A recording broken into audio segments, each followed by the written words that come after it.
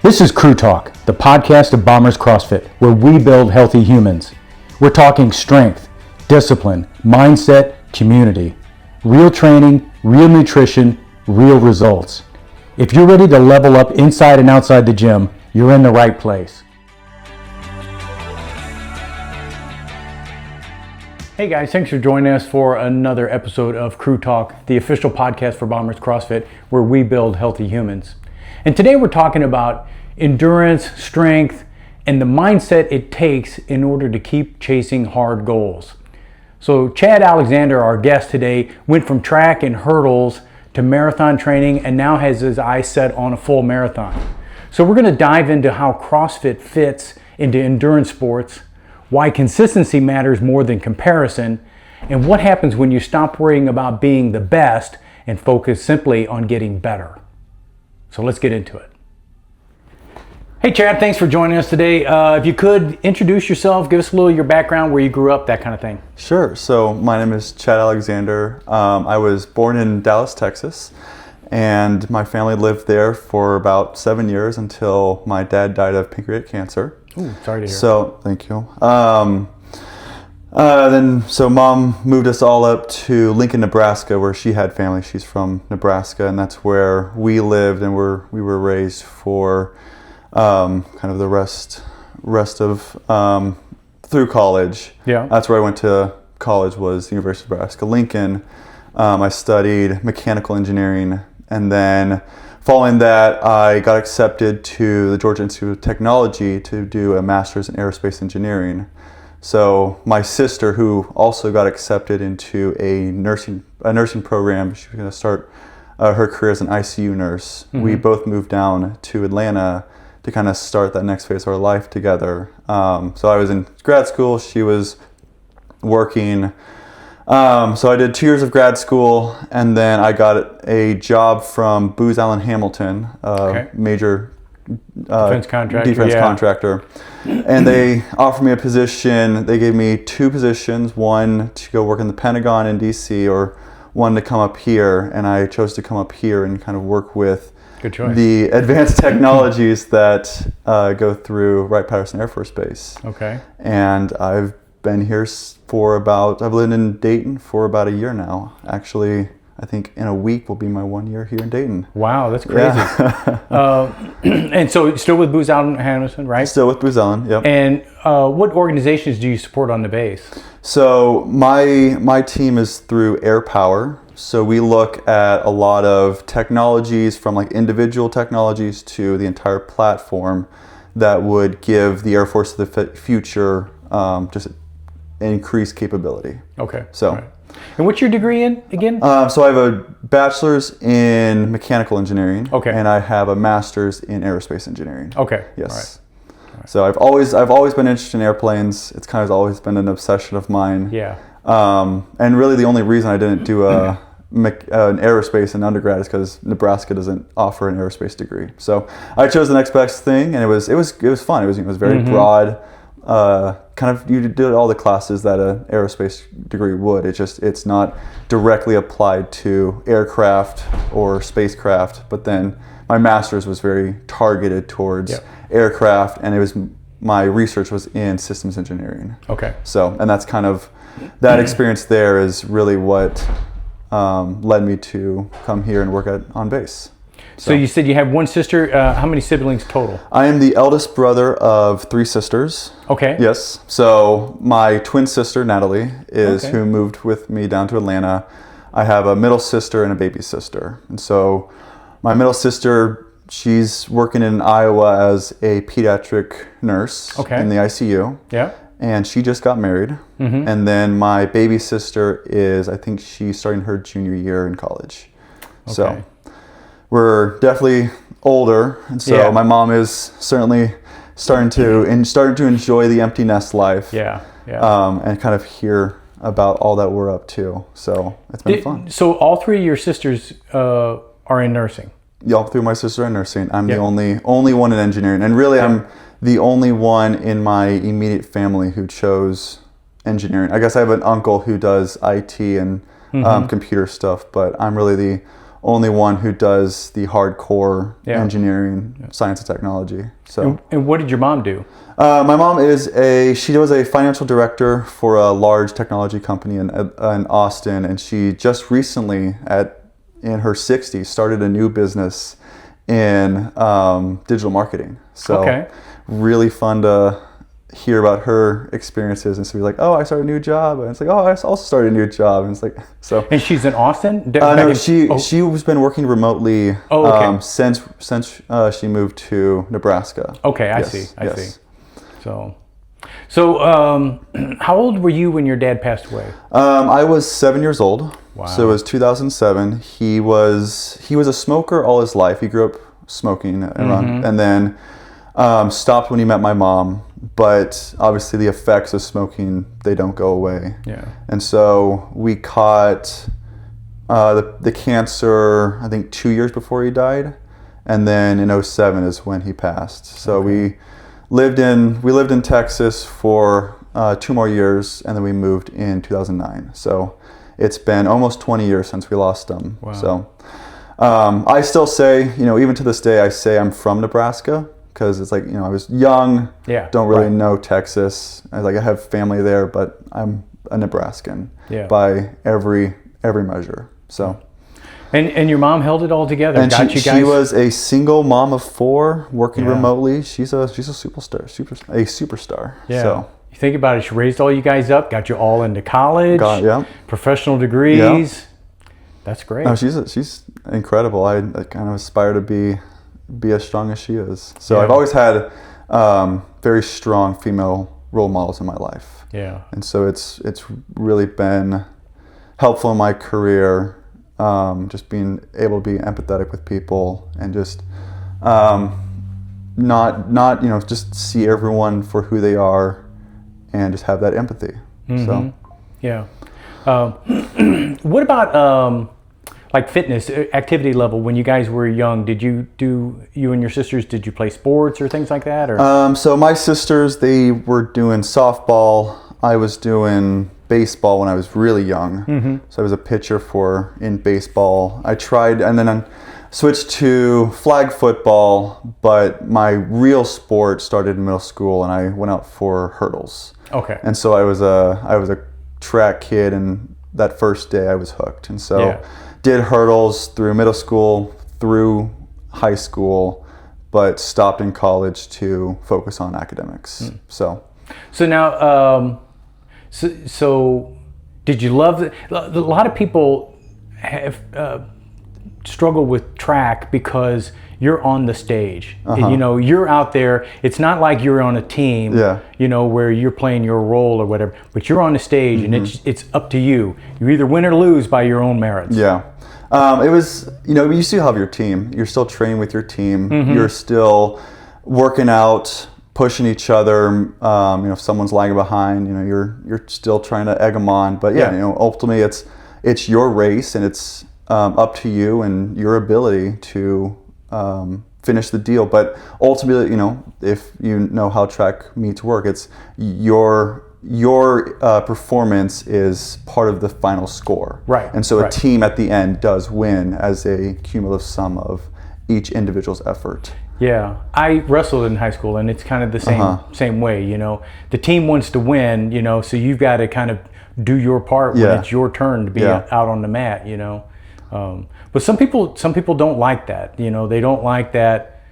It's not just competitiveness, because there's competitiveness in all sports, but it's more of a visibility thing. Yeah, I mean, I think it was just. I had no qualm about being on a team versus not being on a team. I think it was just the sport of track and running is really what drew me. Because I was playing baseball. I went out for football my freshman year, but I stopped because I broke a finger. But it was just running has always been my passion. So it was track since middle school, and then I went out for cross country my senior year. I was like, man, why didn't I do this earlier? So, but no, it's always, I've never not, I don't have a preference over a team sport versus a non-team sport. So what out of track events, did you just do primarily running things, or did you get into other types of? No, I just did the 110 meter hurdles and the 300 meter hurdles. But my specialty was definitely the 110s, the sprints. Yeah. Okay. So I didn't like the distance of 300, which is ironic because now I'm a distance runner. So I cannot fathom doing hurdles. I mean, I don't have the coordination to do that. I know I would get killed. It just looks so frightening to me. Sure, and it's definitely a mental block, and that's probably the biggest citation that people, or the biggest thing that people cite of not doing hurdles. Like, oh, I can't. I'm gonna hurt myself. I'm gonna trip. And really, it's like, yeah, there's a barrier in front of you, but you can just jump over it. And the hardest part is making sure you have the best technique. Yeah, it's really more of it's just like Olympic lifting. It's like.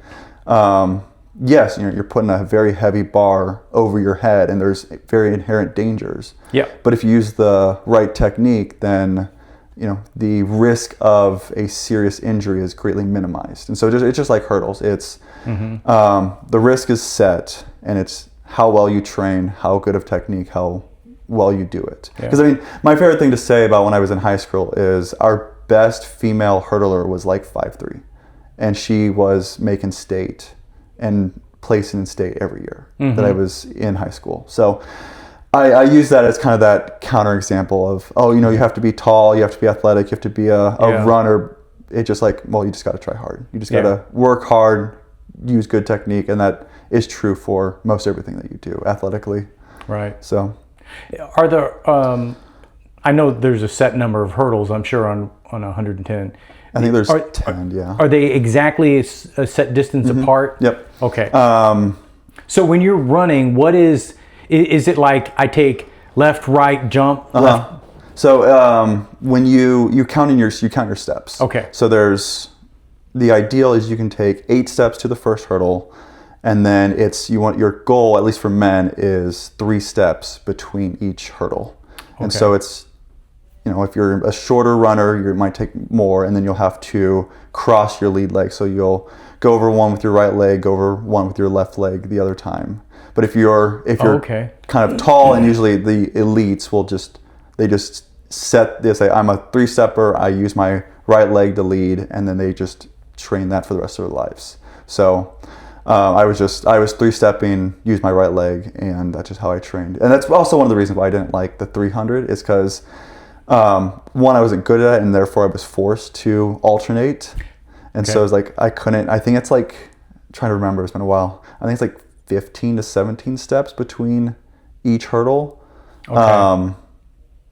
But I was just never good at it. So it was like 15 and then 21. I just preferred the sprints. That was more I can't fun. Imagine trying to count 15 steps. I mean, we did burpees today, and just counting to 15, was hard enough doing that, Yeah. I mean, and once you do it for a while, it becomes a feeling. It's like you can kind of, yes, you can count your steps, because it's like the step is every time your lead leg falls. So it's like 1, 2, 3, or it's like 1 your left leg, 2 is the next lead leg, and so that's how that works. And so you kind of count in halves. So it's easier that way, but it's mostly just comes down to feel the longer you do it. So there's definitely, I mean, if you think of like Olympic lifting, if you're doing a snatch, there is a set way to do the snatch. Yeah. You need to have all of your body parts go, and your feet need to land in the same spot every time. Yeah. And if not, something's going to go wrong, that you may or may not be able to make up for, okay? And so I guess with hurdling too, imagine, landing, if you land just a little bit on the inside of your foot, and then that shifts your balance just slightly, that's going to impact everything. Oh, I hit the hurdle all the time. And so it's like, and that's like, you can still keep your step count, but you're slightly like an inch further than you want to be, and that just like, and you feel it, and it slows you down, and like even just like nicking the hurdle. But then you'll do I've hit the hurdle so much that I put a gash in my knee, and was forced to 4-step that. I think I still placed like 2nd place that race, but yes, there is still there is one set way to do a hurdle. Yeah. and you train that way, and you just watch yourself improve. And then you've got to go in through and replicate that over and over and over and over again. So you hit it with your trailing knee is what hit it. It was my trailing knee. Yeah. Okay. It's like your lead leg, it clears, but you can't get your trailing leg over enough, and you just hit the hurdle, and it's unforgiving. Mm-hmm. So yeah, that's a fascinating thing. We used to have these little we used the parallettes, that we have, and I used to do a Saturday warm up where I would set the parallettes out, and then you would kind of run through, and you would have to hurdle over those, over the parallettes. And I used to do that all the time, and then one time I had somebody trip on it and crash and land on the other ones, and I was like, okay, I'm not doing that anymore because somebody's going to get killed doing this. But yeah, it just comes down to just if you teach someone how to do it properly, and then you make sure that they are doing it properly, then they'll probably do it safe. And yeah, I mean, even people who've been doing hurdles for a while, they'll have a bad race and they'll hit a hurdle and they'll tumble, and it's, the track bites, and so they get all scraped up. But that doesn't stop you from doing it. Just one fall, one accident doesn't really stop you. Well, see, when we get Andy to build the track out here, we'll get a couple of hurdles. Heck yeah. All right. And then we can do, maybe we can equalize one of these workouts one day. You can go out there and hurdle with everybody else. It'd be a fun time. Teach us how to do it. It'd be a fun time. It's definitely not as hard as people make it out to be. Because we're doing Olympic lifting, we're doing gymnastics. So that's, what's hurdling? It's just running with I'll trust you that it's not as hard as it looks, okay? But don't be offended if I don't do it, okay? You can do the little parallettes. Yeah, the little parallettes. I'm happy to jump over something like that. So I would imagine pistols aren't a big. Can you do pistols pretty well? It's funny. I have an old track injury where I have a weakness on my groin right here on the left side, and so it's I have a strength differential where I can do a pistol on my right leg, but I can't do it on my left leg. And I can get down to half, I can get just before parallel, and then I fall over on my left leg. So it's interesting. So that's why I'm trying to squat a little bit heavier. So you should have switched that up. You should have ran, sometimes on your right, sometimes with your left. Sometimes that's true. Well, that's hopefully that my run-in training now can even the strength differential, and also through lifting and also just running. So what made you interested in CrossFit? So you said that you were in track until college, then you focused on studies. Yeah. So where did the interest in CrossFit come from? The interest in CrossFit, so I did cross country my senior year, and that's really what got me into distance running. It was kind of give me, you're going through track, you're doing hurdles, I'm a sprinter, I can't do a distance. A long run for me was 400 meters. And then you do cross country and it's a 5K, and it's all right, well, you just do it, that's the workout.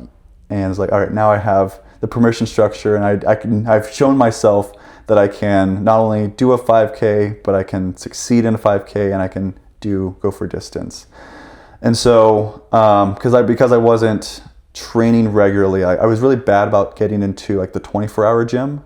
I just was not good about setting a program for myself. And when I did go, it was you do a couple of dumbbell curls, go on the treadmill. I was well, that's not much of a workout.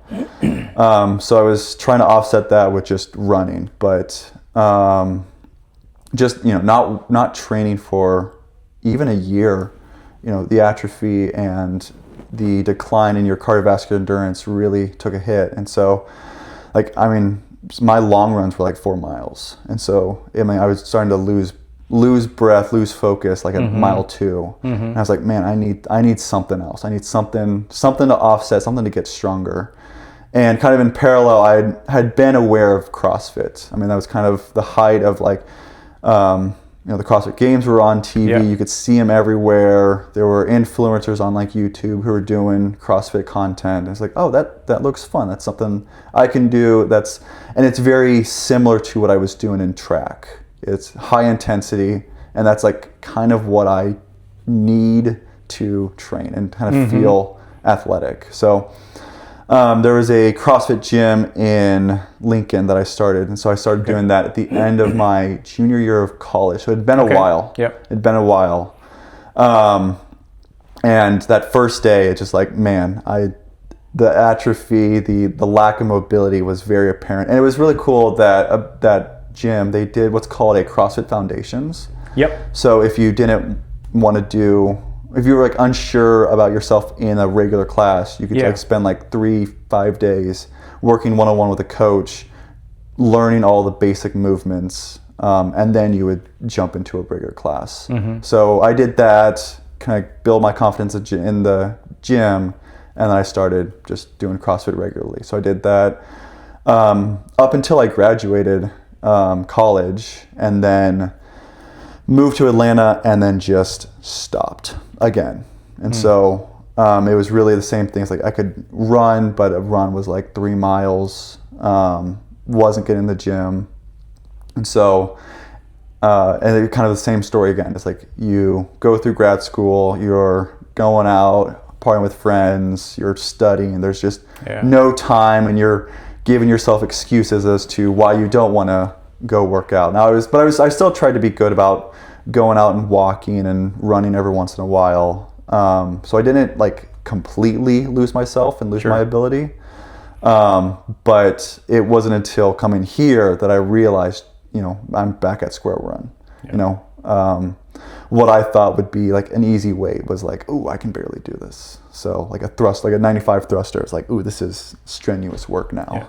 So, it's interesting, and maybe it's your background in sprinting because a lot of people, they want to get into endurance sports, and they think, well, in order to do that, in order to become good at running long distances for a long time, I need to run long distances for a long time. Okay.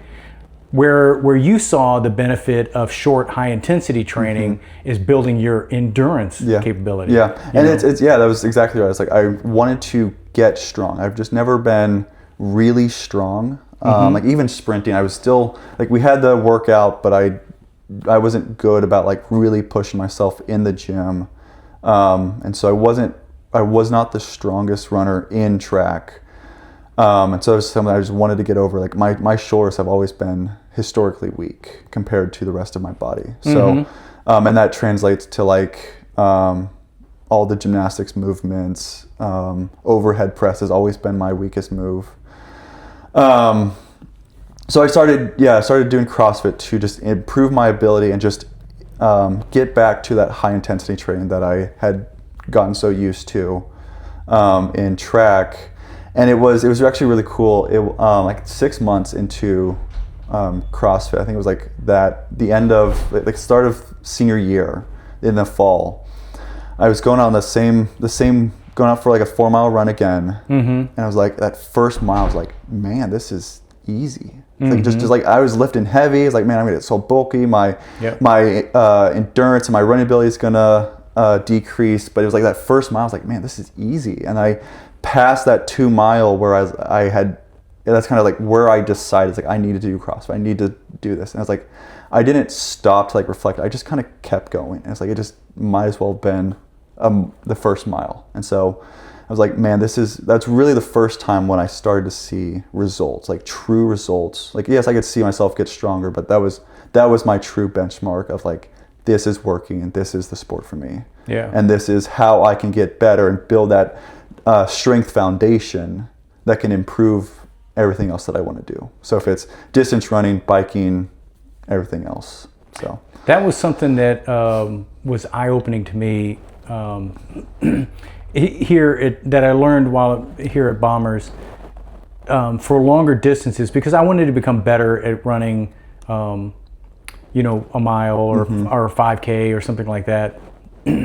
And it seemed like for me, the lack of strength in my upper body caused me to, kind of relax, and I would not breathe properly, and so my shoulders were sagging a little bit, and it just kind of contributes to this whole overall feeling of fatigue, because your upper body is weak and it's just not being able to hold position very well. Yeah, and it's like I really don't have a whole excuse to like not focus on my arms. So I remember in track, it was like my coach we'd each get like dumbbells, and we'd like, for the duration of a track, we would have to like with a dumbbell, like you're like, when your legs start to feel tired, that's when you need to move your arms. And so he tried to emphasize the importance of an upper body strength as a runner. Yeah.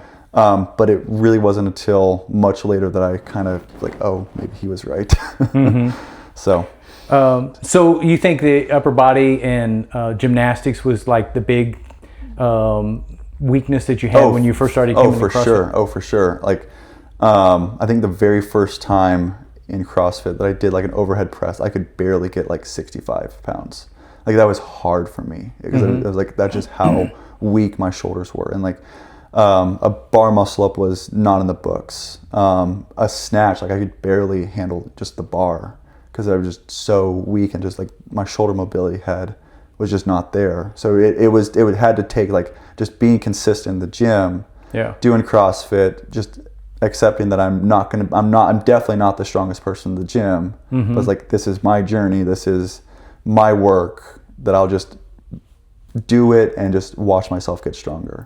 So yeah, that's a great attitude to come in with. A lot of people will want to recoil from the things that they are not good at, and they want to like focus more on the other things.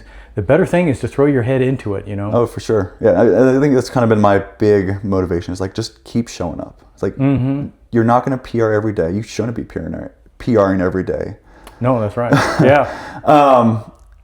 You're not going to PR every day. You're not going to be the strongest person. Every day is not going to be the best day to work out. But it's like, you're there because you chose to do this. You challenge yourself to do this, and this will like, if nothing else, it will improve your day. Like, you'll feel better, you'll perform better, and then when you actually go to do the bigger things that you want to accomplish, like for me, it's run a marathon, and then after that, go do an Ironman. It's like, this is building that foundation, and being consistent here builds the strength foundation and the mental toughness to then go do the bigger things. So is that your next goal then? Is an Ironman or a marathon? Or my next goal is a marathon. Okay. So marathon. A full marathon. And now what have you done so far? I have done just a half marathon. As of now. So I did the Air Force half last year. Yep. And now I have officially signed up for the Columbus Full Marathon in October. So it's on the books. There's a date that I can stare down, and I can just train to that date. But actually next week I'm doing one of the Tough Mudders, the Spartan race. My girlfriend and I are going up to Cleveland, and we're going to do a Spartan race. I think it's a 10K with 25 obstacles. Wow, that should be fun. Oh, I'm excited. I've been looking forward to that for a long time. And then we're going to both run the Air Force half marathon. And then afterwards, a month later, I'll do my first full. And then because the endurance athlete bug has bitten me, I'm like, next is an Ironman. It's like, let's do this. I consider myself a runner, so let's do this marathon, and then let's go the full distance. I just got a road bike. So now I can train both bike and run, and I could just work up to the first Ironman. And I think Chris Woolwalt, he does, there's a swimming club, I think out in Waynesville maybe? Something like that, where they get out and swim in the lake from time to time. Yeah, I think he's mentioned that, because he and Brett have a track club. And I've run with them before, and so they'll talk about their training, what they do for that, and it's like, sign me up. Let me know let me know next time you do that. So what is your thought like going towards the half marathon? What is your training? Have you thought about what your training plan is going to look like? I mean, are you going to continue CrossFit up until the end, or are you going to incorporate distance running with it? How are you thinking? CrossFit is not going away anytime soon. Right now, I'm actually in the gym lifting a lot more than I'm running. So at this point, I'm lifting 4 or 5 days a week, and then Saturdays I reserve for long runs. So that's like, just you're lifting. You'll maybe able to do some sprints like today, and that'll kind of build your strength, build the fast twitch muscles and your endurance. And then the weekend is when I go and push the distance. So 10, 13, 14 miles. Yeah. And just kind of build incrementally up to 20 miles will probably be my last run before a full. Okay. So. All right. So, so you're going to continue CrossFit distances on the weekends. Mm-hmm. Yeah. Rest sometime. Rest sometime along the way too. Yeah. Because it's like you work out all week, run on the weekend, and then I was like, I want to do the track workout, but that's on Sunday. So it's like, well, that's 7 days a week. Maybe I'm just not going to rest. That's probably not a good mentality, because then you might never make it to October. Because you got to get some recovery in there too. You got to make sure your body recovers. Recovery and sleep is just as important as lifting heavy. Absolutely. And I would imagine too that, so like a month between if you're doing the half in September and then the full in October, Oh, I feel like I'll be, like, my goal is to, I think within like the end of this month, I'll run 13, 14 miles. So the half is, I know it's under my belt. That's just like something that's like fun I can do with my girlfriend. Yeah. And then just train to the marathon. And that'll be, I'll have already had that race under my belt. I've already been training, and I can just go and do it. So you mentioned your girlfriend. Is she local or? Yeah, she's from Springfield. Okay. She's born and raised here in Ohio. I met her when I moved, and she's a big runner. She's a marathoner herself. I think she's working on her 4th marathon this year. So elite. Yeah. And she's really been kind of my motivation to really start and push the distance. But when I first met her, a long run at that point was a 10K. And then I think within the first couple months of us dating, I was like, I'm just going to go run a 10K. And it was literally like, I just signed up for a 10K. It's like, there's a 10, here's one. I was running with a run group. It's like, hey, we're going to run a 10K. I was like, done. I'm just going to go do that. And then, now you're doing a 10K, just go out for a half. Oh, look, there's happens to be the Air Force half. So that's just kind of how you do it. And so you just train to that. You just keep pushing the distance. And so I know it's always been a goal of it's more been a dream of mine, an aspiration to do an Ironman. Mm-hmm. But now that I actually have like a marathon set, now I have like the support structure around me that I can actually try and make actual steps to realize a goal, and not just have an Ironman be an aspiration. Yeah. So. Yeah.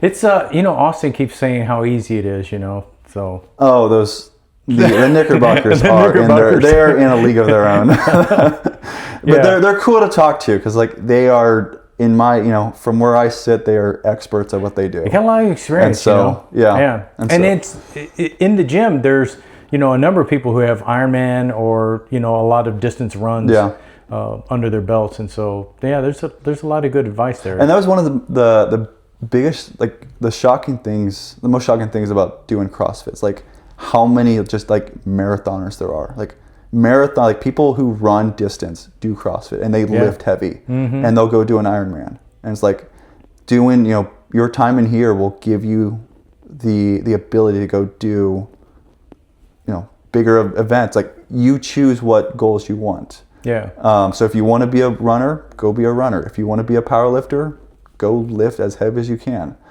But just keep showing up and enjoy that diversity of movement that CrossFit offers. Yeah, I think that's a mind shift change in endurance sports, really, and having the general physical baseline that CrossFit provides to build on for endurance, I think is just a good bedrock. To go for from, sure.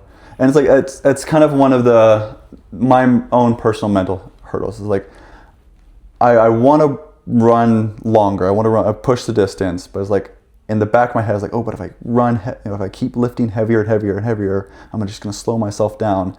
And that every day that just proves to be not the case. Yeah. It's like you're building muscle, you're building endurance, and you've seen it in the past, so there's no reason why you can't see it in the future. Yeah. I remember when I was a kid, it was the common in high school, our pitching coach or baseball coach wouldn't let pitchers lift weights because the conventional wisdom in those days was pitchers, if they lifted weights, they would become muscle bound and they wouldn't be able to throw. And so, and now we look back at that and think, well, that's ridiculous. Oh, for sure. How is making yourself stronger, not going to make you throw the ball harder? Improving your mobility, improving your strength, and improving your tendons that will make you a better athlete overall. But once the season started, pitchers weren't allowed to lift weights anymore. So that was just the mindset of the way. And that was common, Interesting. Yeah.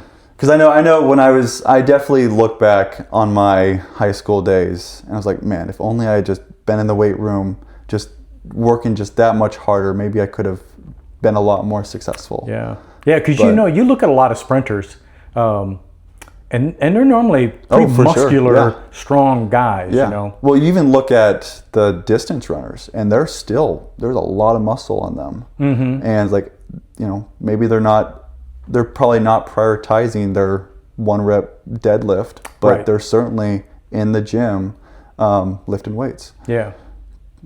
Yeah, that's right. I mean, you're talking about controlling your body through a rhythmic motion for a long period of time. Strength is only going to help that. Yeah. Oh, for sure. I mean, it's going to prevent fatigue for one thing, and once you become fatigued, you begin to lose your performance. You begin to, you begin to sag and all of these kinds of things, and Yeah, and I know one of my things I've kind of really been trying to push is just mobility and just being flexible. And it's like when I started, it was like, mobility is important. Well, now mobility is everything.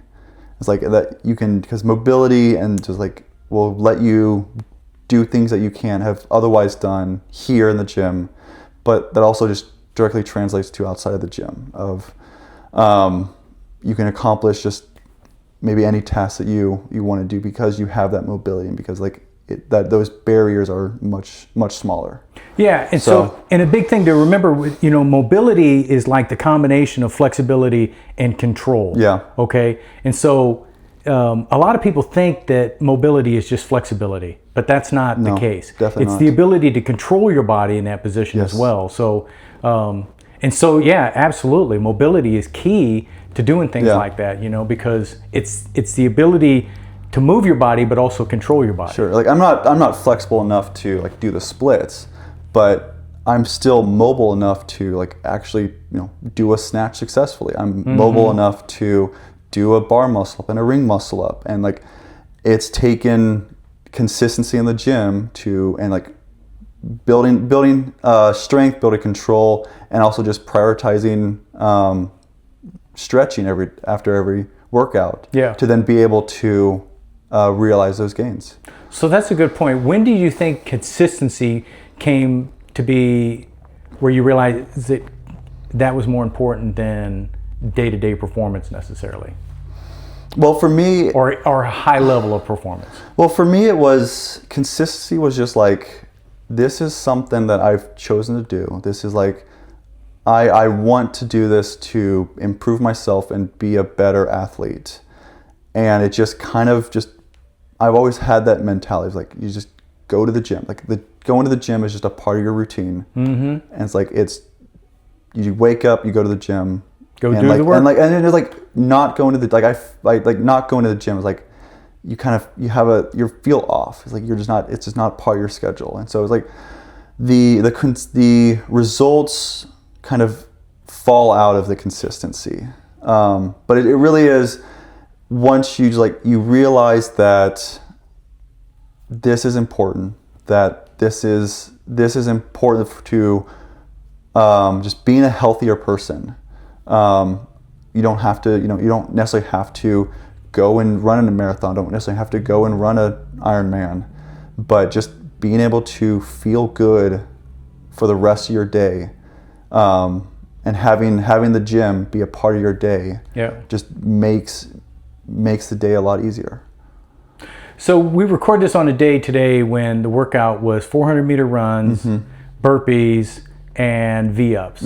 Okay, so I didn't look at the leaderboard today, but I would imagine that you probably did pretty well on this workout. I scaled up to a 600-meter run. Okay. And then the burpees and then the V-ups. So doing the extra distance put me kind of right with the middle of the pack, so I wasn't like burning out. Yeah, exactly. I know a couple of people, the goal RX was 18 minutes for that. Right. I was like, man, if I had just done the 400, I probably would have made like 15 minutes. So I'm glad I did the longer distance, because it's always those running workouts that I look forward to. I was like, I'm just gonna have to be a fun time. So now, how do you balance those days when you come in on a workout like this, and you come in on another day where it's like heavy overhead squats, or something, something like that? I'll talk about my worst lift is that overhead squat, and it's back to like shoulder mobility and shoulder strength. Yeah. But it's like, again, it's like,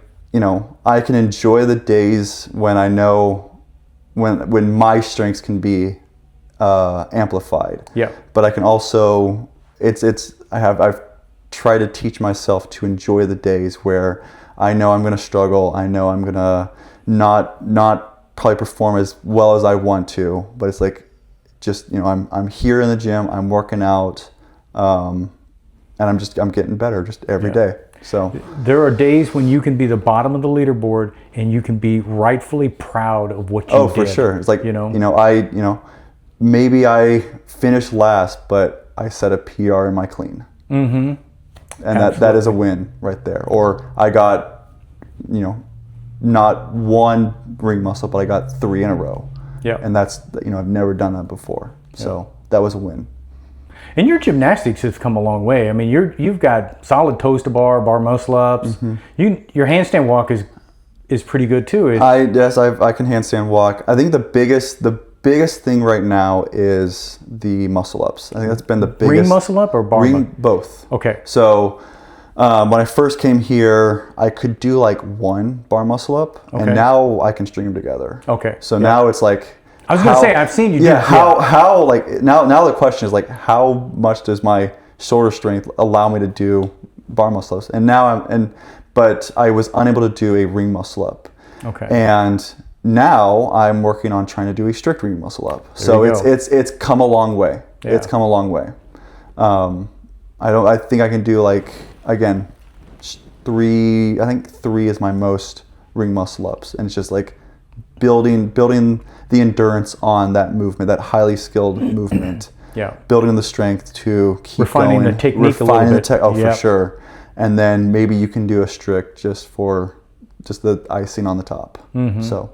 Yeah, I think a strict ring muscle up is a really great goal to have. Yeah.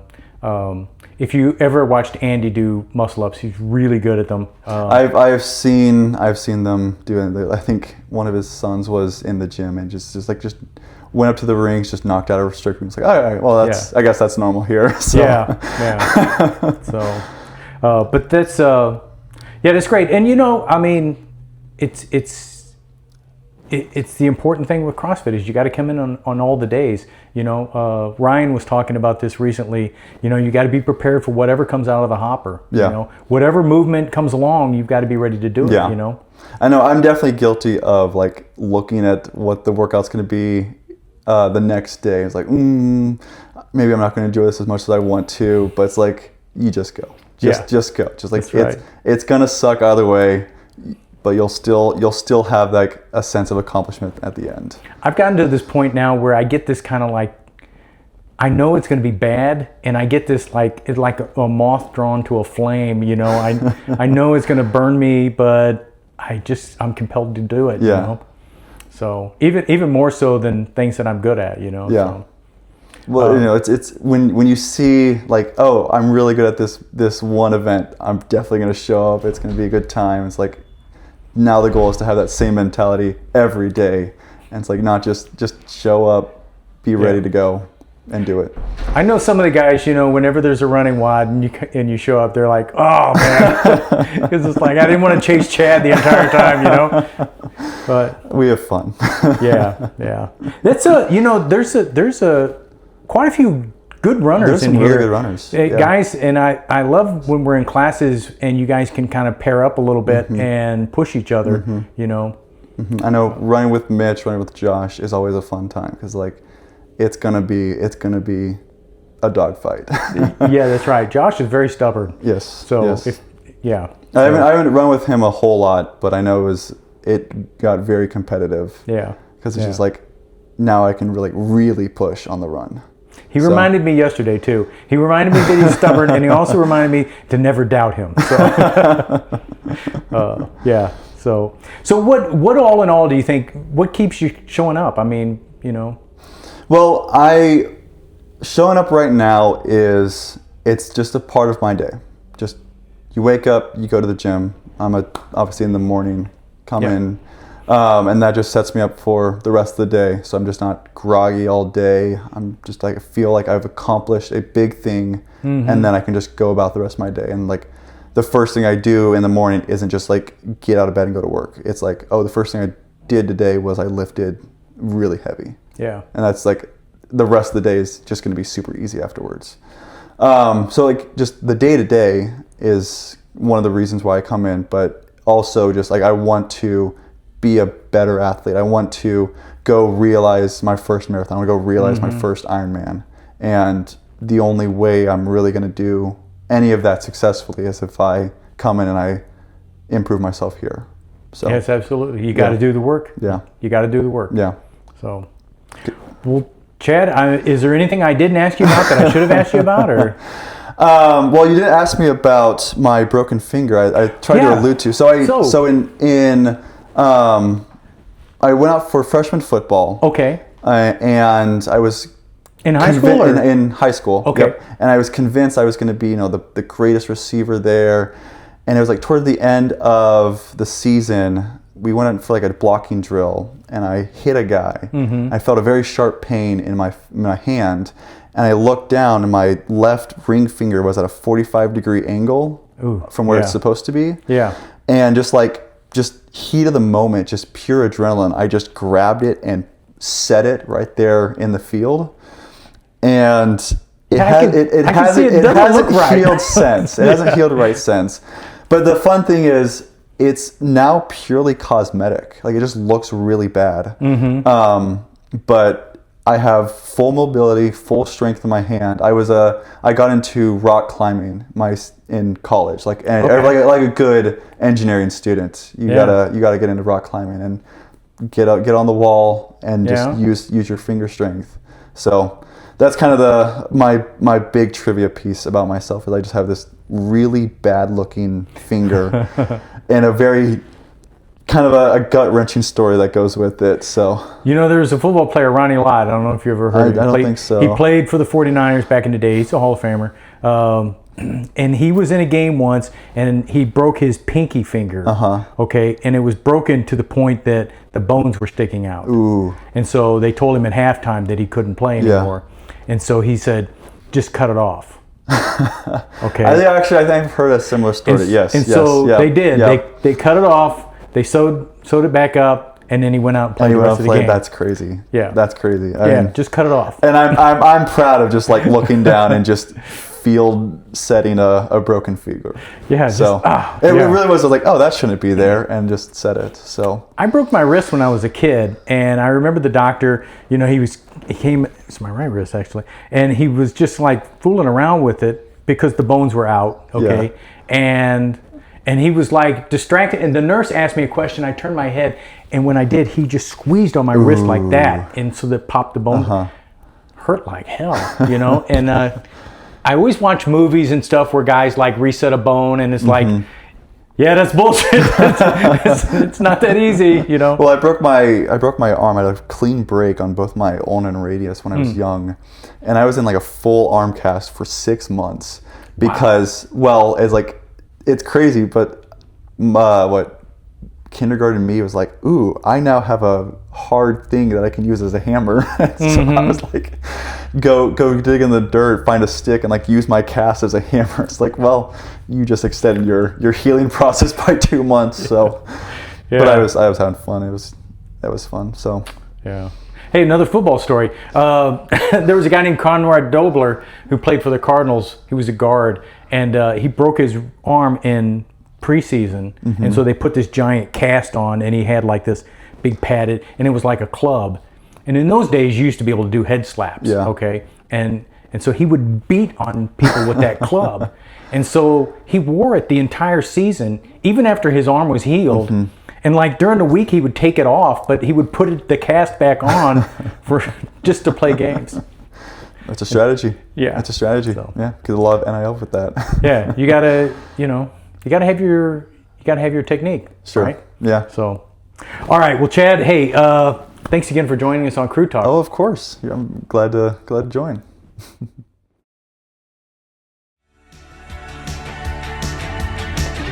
That's it for this episode of Crew Talk. If you got value, share it with your crew. Want to train with us? Head over to bomberscrossfit.com and come see what we're building. Stronger every day, better every rep. We'll see you in the gym.